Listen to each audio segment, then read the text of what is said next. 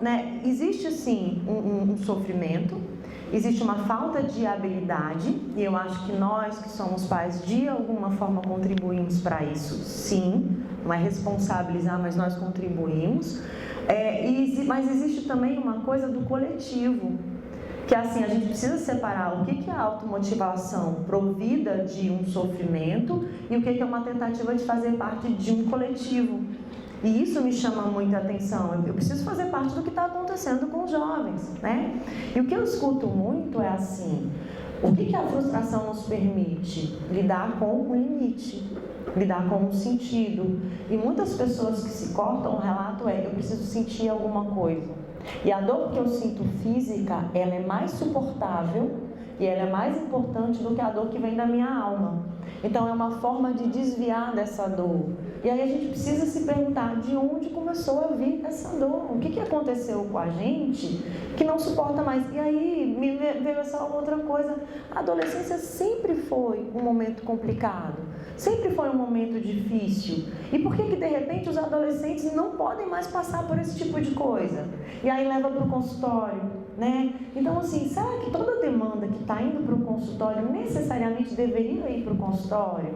Porque a gente começa, e aí entra uma coisa assim, gente, eu sou psicóloga, mas eu sou mãe também.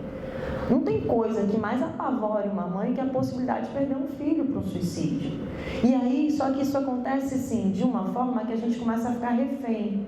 E aí as pessoas começaram a ficar com medo dos filhos se matarem. Não, mas meu filho pode se matar, mas pode acontecer alguma coisa com meu filho.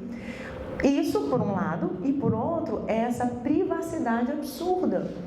Como assim? Não posso nunca entrar? Uma coisa é eu mexer nas coisas dos meus filhos, mas, por exemplo, eu não tenho a senha do celular do meu filho porque isso é falta de respeito. E ele tem a senha do seu por quê? Por que o seu filho mexe na sua bolsa e você não pode mexer na dele? Agora, que adolescente é esse que fica dentro da minha casa, que não faz as refeições comigo, que fica o dia inteiro trancado dentro do quarto e eu não posso bater porque eu não posso incomodar? Isso não é privacidade, gente. Isso é você manter o isolamento dentro da sua casa sem ter a menor ideia do que está acontecendo. Então, a gente, enquanto pai, a gente pode sim saber o que está acontecendo na vida dos nossos filhos. E a gente pode fazer perguntas para essas pessoas, porque pressupõe-se que uma pessoa madura, ela vai dar conta de ouvir uma pergunta sem se desestruturar. Mas agora o que acontece? Não, tudo que a gente fala, não, isso aqui está errado, a gente não pode falar assim, tem um jeito certo de falar, porque a gente vai determinar o futuro do nosso filho com cada... Isso não é verdade. E aí os pais, eles ficam tão apavorados, sabe, com tanto medo de errar, que na dúvida leva logo para o consultório do psicólogo. Sabe, para ter uma sensação de que essa criança está amparada. E nesse sentido, tem muitas pessoas, o Solomon fala isso. Gente, a maioria dos casos de suicídio vem exatamente de quem está se tratando. Porque só ir fazer o tratamento não é suficiente. Às vezes essa pessoa está precisando que esse pai, ele reafigure a sua função.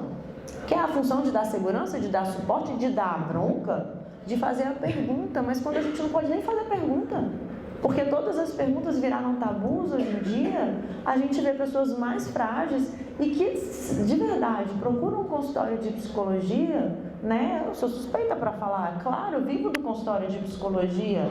É legal que a demanda tenha aumentado? É legal que a demanda tenha aumentado. Mas assim, eu fico preocupada com o nível de motivação. De casos que há 10, 15 anos não levariam as pessoas para o consultório. E agora, até perguntas básicas, sabe? Olha, um amiguinho da escola sofreu um acidente e faleceu. Como é que eu falo isso pro meu filho? Ué, não sei, você tem que ser do seu estilo. Não pode ser aquilo que eu falaria para minha filha nessa circunstância. Porque não tem jeito fácil de dizer isso. Como é que você vai dizer de um jeito fácil que alguém de quem você gosta morreu? Mas sabe o que acontece hoje com a morte? Quando perde um bichinho, compra outro igualzinho para não sofrer a perda. E o Heidegger fala que a morte é uma experiência que a gente começa a se acostumar através da perda, através da morte do outro. É através da morte do outro que a gente tem contato. Se eu não posso frustrar, quebrou um trem, compra outro. Tem todos os brinquedos que quer. Está o tempo todo sendo estimulado na ausência mínima. O excesso de estímulo, gente, ele nunca vai diminuir a ansiedade, ele vai só mascarar. Então, na ausência do estímulo, a pessoa ela não sabe o que fazer. E ela entra em sofrimento e por isso muitas vezes até pensa que está deprimida.